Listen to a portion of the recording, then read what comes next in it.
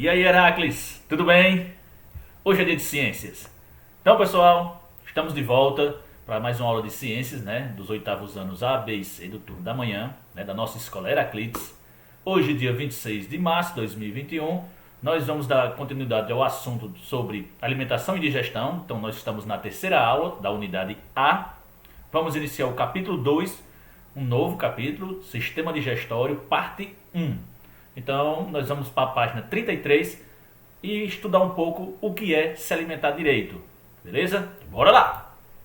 Então, pessoal, antes de iniciarmos a página 33, é muito importante que nós tenhamos um entendimento sobre como os alimentos são compostos, para que a gente possa ter a noção de que algumas substâncias, para entrar na célula, é preciso que essas substâncias sejam menores do que a célula. Então vamos entender isso. Existem substâncias grandes que nós classificamos em ciências como macromoléculas. Então são moléculas, são compostos químicos, são substâncias químicas que existem na natureza, diversas formas, não só na forma alimentar, também na forma gasosa para se respirar. Algumas moléculas são maiores do que outras, não só respiramos oxigênio, também entram outros elementos, né, que fazem parte da composição química do ar. Então, quando a gente falar de macromolécula, estamos falando de moléculas que são grandes demais para entrar na célula. Voltando-se então para o nosso assunto de alimentação, de digestão. Então, são nutrientes que não entram na célula porque eles são grandes demais. Exemplos: nós temos as proteínas, que a gente falou muito delas, dos carboidratos, também falamos dele, dos lipídios. Então, nós ingerimos, nós comemos esses alimentos e eles precisam ser quebrados para chegar a um tamanho que possa entrar na célula. Essa é a lógica, bem simples. Então, enquanto o alimento for grande, ele não consegue ser absorvido pelas células. Então, nós precisamos diminuir o seu tamanho, transformando eles em micromoléculas, que aí sim, essas micromoléculas estão num tamanho suficientemente pequeno para que entre na célula e consequentemente seja utilizado para a obtenção da energia de que tanto precisamos, beleza? Então, micromoléculas são pequenas demais, consequentemente entra na célula, macromolécula não, então eu tenho que quebrar. Exemplo de micromoléculas: então, você não precisa quebrar essas moléculas porque elas já estão no tamanho ideal e são absorvidas facilmente. Água não sofre ação de quebra. Sais minerais não sofre ação de quebra. Vitaminas também não sofre ação de quebras. Já proteínas, carboidratos e lipídios precisam sofrer ação de quebra. Alguém tem que quebrar. E aí a gente vai entender a partir de agora. Assim, aminoácidos, glicose, ácidos graxos, que são as micromoléculas quando você quebra proteína, carboidrato e lipídio, respectivamente. Quer dizer, aminoácidos são pequenas moléculas que formam as proteínas. Glicose são pequenas moléculas que se juntam e formam os carboidratos. Ácidos graxos são pequenas moléculas que se juntam e formam os lipídios. Ou seja, eu quebrando esse, vai se transformar nesse aqui de baixo. Quebrando esse, nesse, quebrando esse, nesse. Então, esses daqui de baixo são aquelas micromoléculas que eu necessito para a obtenção da minha energia, para a sobrevivência da célula. Então, bora lá. Digestão e emulsificação são dois termos muito usados nas ciências e que muitos confundem. Digestão e emulsificação. Então, são processos químicos que acontecem com o alimento, mas que por meios diferentes, em que um sofre a ação de quebra e o outro sofre uma ação de, de amolecimento. Vai amolecer, tornando assim mais fácil a quebra. Não é a quebra em si. Digestão é a quebra.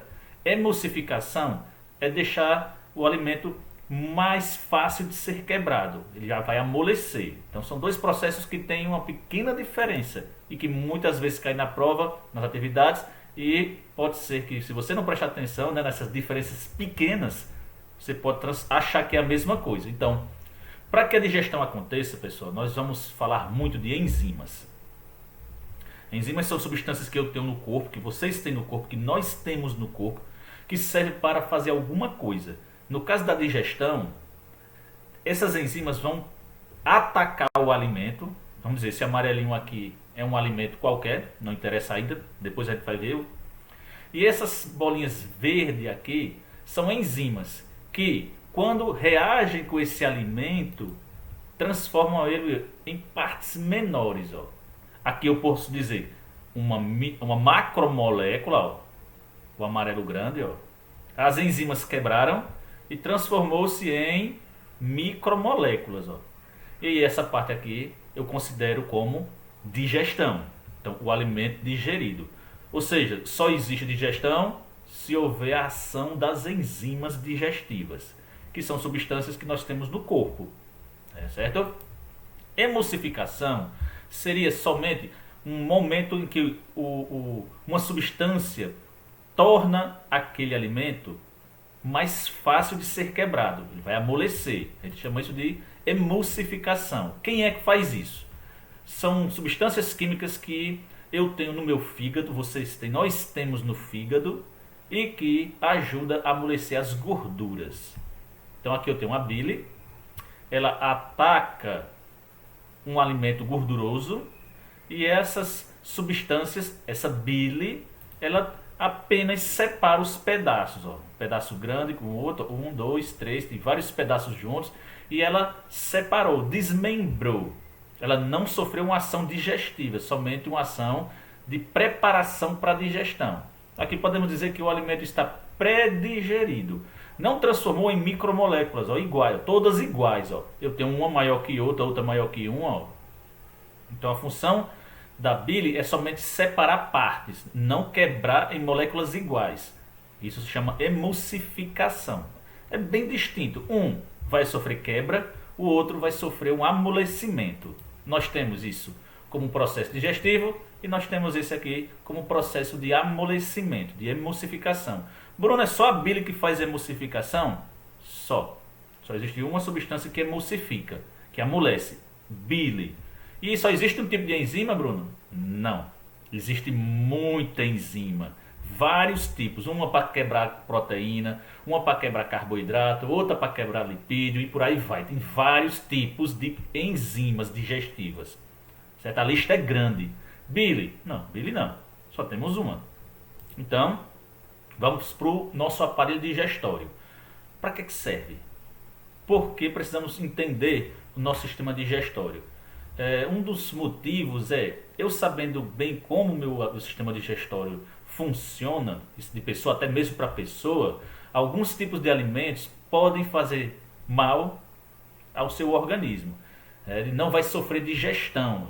Então, provavelmente pode provocar alguma sequela. Por exemplo, as pessoas que têm intolerância à lactose. Então, elas vão descobrir muito facilmente que tipo de alimento está causando mal a ela. Está causando dor de barriga, diarreia, porque o sistema digestivo dela não tolera aquele tipo de alimento. Então, é de pessoa para pessoa. Mas todos obedecem o mesmo fluxo. Um local de entrada e um local de saída. Então vamos para a visão do nosso sistema digestório que está na página 35. Então nosso aparelho digestório, ele na realidade é um túnel que passa por dentro de nós, tendo várias curvas, locais um pouco mais estreitos, outros mais dilatados, mais espaçosos, e que é desse jeito porque nós precisamos que os alimentos sejam estocados em determinados lugares, sofram uma ação da digestão, porque a digestão é lenta, pessoal, demora para isso acontecer. E ele sendo longo, o alimento vai passar mais tempo dentro do seu corpo, sendo absorvido tudo o que é bom e indo embora o que não presta. Então vamos lá, nós temos basicamente 4 etapas do processo digestório. O alimento vai ser ingerido, né? Através da boca, óbvio, sofre uma ação dos dentes, da saliva, mastigação, que a gente vai ver com muito cuidado. O alimento vai descer para compartimentos, onde vai sofrer digestão, quebra, toda vez que a gente fala de digestão, quebra. Emulsificação, amolecimento. Então, no estômago, que é uma bolsa que nós temos no nosso abdômen, que serve para estocar alimento e sofrer digestão. Certo? É uma bolsa bem grande para guardar alimentos para que possamos torná-los menores, e a cada passo que se dá no sistema digestório, ele vai ser diminuído mais ainda, ele vai ser reduzido a partes menores até chegar a micromolécula, e aí sim vai ser absorvido. Então, depois da digestão, a gente vai absorver o que é bom, sempre absorve sempre as substâncias boas, sempre na forma de micromoléculas. Então, água, sais, vitaminas, aminoácidos, glicose, ácidos graxos, tudo que é bom, tudo que é nutritivo e pequeno o suficiente para entrar dentro da célula dos seus intestinos. E o que não presta vai seguir adiante. Vai começar a andar pelo seu sistema digestório, pelo intestino, e pelos intestinos, tanto delgado quanto grosso, que nós temos dois tipos, vai sendo expelido até que ele é eliminado, nas formas das fezes, né, do cocô. Então, essas são as 4 etapas básicas do nosso sistema digestório. Cada etapa dessa de ingestão sofre ação de quebra, uma ação química que vai transformar moléculas maiores em menores. Digestão, absorção, até o que não servir ser eliminado. Bora lá. Falando da ingestão, primeira etapa. Então vamos falar como o alimento é ingerido. Então, muito fácil, mas que nós às vezes não prestamos atenção a pequenos detalhes que acontecem, como por exemplo, ao o alimento entrar pela boca, ele vai sofrer a ação da mastigação, dos dentes.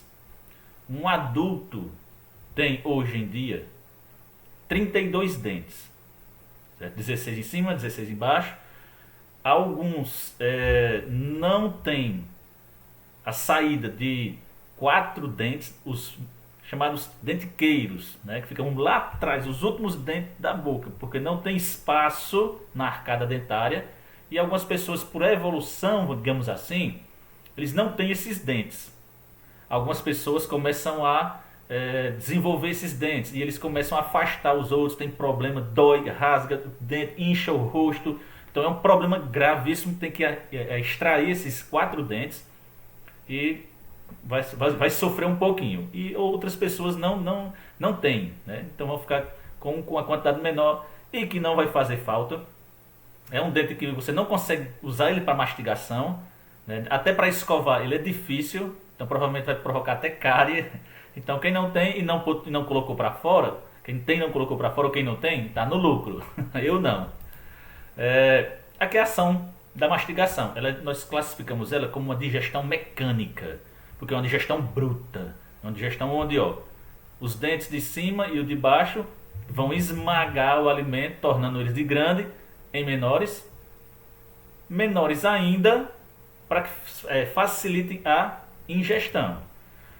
Não dá para ingerir o alimento sem que nós molhamos ele, tornando ele assim mais fácil de descer, mais escorregadio, e consequentemente o fluxo, a passagem vai ser muito menos dolorosa se o alimento for descer pela garganta seco. Então nós temos então a ação das glândulas salivares. Nós temos umas glândulas salivares bem aqui abaixo da nossa orelha, abaixo do queixo também nós temos, e embaixo da língua. São as chamadas glândulas parótidas, as submaxilares, que ficam aqui embaixo, e as que ficam embaixo da língua, as sublinguais. Então nós temos mais duas.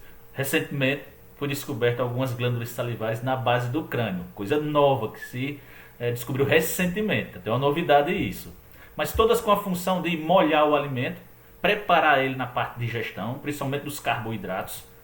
Ele é uma substância, aqui é o da baixo da língua, então dá para você ver ela esguichando, legal, né? Isso aí é saliva, né? Que vai ajudar a molhar o alimento, a amolecer o alimento, a digerir certos tipos de alimento. Por exemplo, pão. Se você pegar um pedaço de pão e encher um copo de saliva, você não vai fazer isso, né? Muito nojento. Um copo e colocar um pedaço de carne nesse copo, um pedaço de pão e um pouquinho, vamos dizer, de óleo. Ou se a carne vier com gordura, que também é lipídio. Então os 3 grupos alimentares, carboidrato, lipídio e proteína. você pegar esses 3 alimentos e colocar no copo com saliva, aí esqueça, pode passar alguns dias lá, desse jeito. Após um tempo, você não vai mais achar alguém naquele copo. Dos 3, um some. Ficam apenas 2. O pão, ele some. Ele é transformado de uma macromolécula, que até você enxerga, em micromoléculas que você não enxerga. Está lá dissolvido, diluído na saliva do copo. A carne não sofre ação nenhuma, não tem problema, continua do mesmo jeitinho que você colocou. O óleo e a gordura que tem lá também não sofre ação nenhuma. Só o pão, que é o carboidrato. Existe uma substância na saliva que quebra, que transforma as macromoléculas do carboidrato em micromoléculas, chamadas de glicose. Bora continuar. Aqui eu tenho, após a ingestão, né? Você mastigou, você molhou o alimento, você tornou ele até pequeno o suficiente para que você consiga engolir. Então, um pedação de carne você não vai conseguir engolir se você não mastigar bem. Isso vai ajudar lá embaixo, lá no estômago. Esse processo de mastigação é muito importante. Então, após o processo de mastigação, você empurra com a língua. Olha só, a língua já entra aí nessa história. A língua vai ajudar na deglutição, que é o ato de engolir. A língua vai empurrar o alimento ladeira abaixo através de um tubo, certo? Esse tubo inicialmente é chamado de faringe. Está bem aqui no fundo da boca, ó. E nessa faringe acontece um processo bem interessante. É um tubo que ele se transforma em 2 e desce, um para o estômago e o outro para os pulmões. Então nós temos um problema aqui. Alimento não é para descer para os pulmões. Água, carne, comida, o que quer que seja, não deve se descer para os pulmões. Pode provocar engasgo. E se for água, por exemplo, imagina aí, entrando água nos pulmões, pode provocar até mesmo asfixia. Então, nós temos que tapar esse tubo que desce para os pulmões somente no instante que o alimento passa. Depois que passar, o tubo tem que abrir, porque você vai respirar por ele. Então é só por um momento. Então, se você tentar respirar no instante que o alimento está passando lá, então o alimento vai descer para a garganta e você vai se engasgar. O engasgo é isso. O alimento foi para onde não devia, foi para os pulmões. Então você tosse, você tem aquela sensação horrível de engasgo. Então, como é que acontece? Olha só aqui como é que o desenho mostra. O alimento, ó, em amarelo, ele desce, ó, desceu. Ó, esse tubo aqui, ó, da frente, é o que vai para os pulmões. Esse aqui fininho aqui de trás, ó, opa, passou, tá vendo? Ó, olha aqui, esse fininho é o que vai para o estômago. Então, eu tenho sempre que fechar o grande, ó, para que o alimento não desça para os pulmões. Quem é que fecha? Nós temos uma válvula chamada de epiglote. Olha o nome como é esquisito. Olha ela aqui, ó.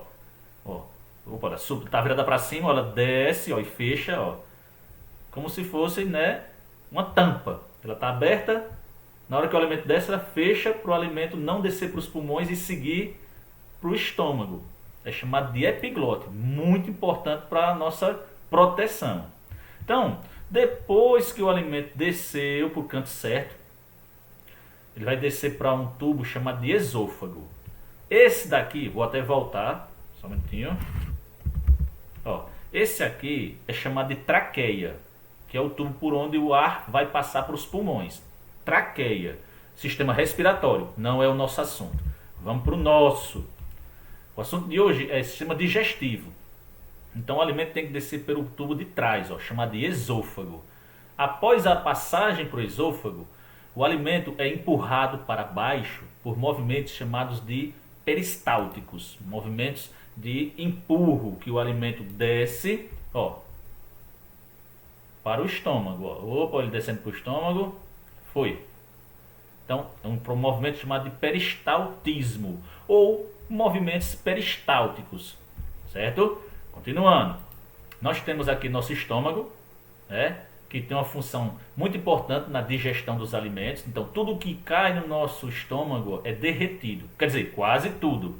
As proteínas, a carne que não sofreu ação lá no copo, vai sofrer ação aqui. Ela vai derreter, ó, um pedaço de carne aqui, ó. Ação das enzimas do estômago, ó, e vai começar a derreter o estômago. Desculpa, vai começar a derreter a carne. Bruno, por que, que não derrete o próprio estômago? Foi até bom ter errado, ó. Porque na parede do estômago existe uma cera protetora. Se não tivesse essa cera, o próprio ácido do estômago derreteria ele mesmo. Então tem pessoas, por algum problema de saúde, ou de má alimentação, ou fumar, ou ter sedentarismo, ou ter uma má alimentação muito, muito pesada, essa cera começa a ficar mais fina, até mesmo desaparecer. Ocorre o processo de gastrite, que é a queima, azia. Se evoluir, pode provocar uma ulceração, podendo evoluir para um câncer chamado de úlcera. Então, muito perigoso. Então, tudo isso pode ser resolvido com uma boa alimentação e com o acompanhamento médico. Então, nós temos aí o estômago. Nós temos, então, após a chegada do alimento no estômago, né, o alimento passa para os nossos órgãos mais finais, vamos dizer assim, que são os intestinos.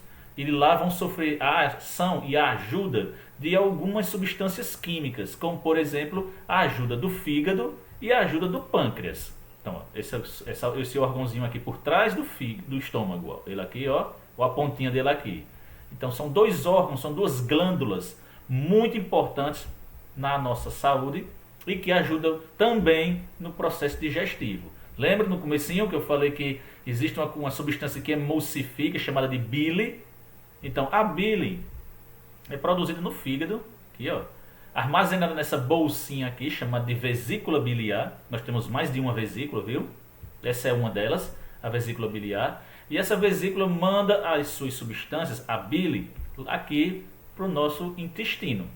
O pâncreas produz enzimas que também vão atuar no nosso intestino, quebrando os alimentos. Então lembrando, ó, o pão começou a ser digerido lá na saliva lá em cima, então ele vai descer por todo esse caminho, vai chegar aqui no intestino e vai sofrer ação, mais uma vez, de enzimas digestivas. Já não bastou lá em cima na boca, vai sofrer aqui embaixo também, para que quebre e chegue ao tamanho ideal para ser absorvido.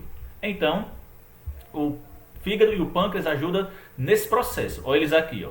Aqui a vesícula, ó. Aqui a bile, ó, descendo, ó. Opa, ela. Oi. Esse tubo aqui por trás, ó, já é o intestino, ó. Então você tem um pâncreas aqui, ó, danadinho amarelo, ó. Olha ele aqui. E todos eles vão cair neste tubo, que é o nosso órgão digestivo final, né, os intestinos. Então ele está aqui, ó, de novo, descendo. E quando o alimento que vier por aqui, ó, descendo do estômago, vai se misturar com a bile, a verdinha, e com o suco pancreático, que são os ácidos que tem aqui no pâncreas, para que sejam quebrados esses alimentos a chegar ao tamanho ideal para que a célula absorva. Nós temos então um processo aqui para vocês entenderem bem o que a gente acabou de falar hoje. Ó. Vou colocar bem destacado. Boca, a gente tem a digestão dos carboidratos. O pão começa na boca. O pão, o feijão, o arroz, todo alimento que seja feito de carboidrato. É ideal? Não é tão ideal, mas é o início. Estômago vai sofrer a ação da digestão das proteínas. Então a carne que não sofreu digestão na boca, a química, vai sofrer no estômago. A carne começa a derreter lá. Mas Bruno, e a gordura e o óleo? Passa direto. Pela boca não sofre nada, pelo estômago não sofre nada. Mas quando chega no intestino delgado, aquela dobrinha que a gente viu agora em pouco, vai sofrer ação também, certo? Junto com quem? Com as proteínas e com os carboidratos. Ó a gordurinha, o lipídio aqui. Ou seja, o intestino delgado é o cara da digestão. É ele quem vai terminar todo o processo. Se você acha o estômago muito importante porque tem um ácido, o intestino também tem uma substância corrosiva lá que acaba digerindo tudo. Se a carne não sofreu a digestão direito no estômago e o arroz, o feijão, o pão não sofreu ação direita na boca, então ó, não tem escapatória. Quando chegar no intestino, vai sofrer a ação final. Então no intestino, ele vai receber a ajuda de quem? Ó, de novo, do fígado com a bile, que vai amolecer os lipídios, e o pâncreas, aquele verde, amarelinho, que vai fazer a digestão de todo mundo, ó, carboidrato, proteínas e lipídios. Beleza, pessoal? Então, aqui está o vídeo, né, para vocês assistirem, para dar esse reforço. Aqui está a atividade e o link para o Google Forms com 5 perguntinhas. Espero que vocês tenham gostado. Até a próxima e valeu! Fui!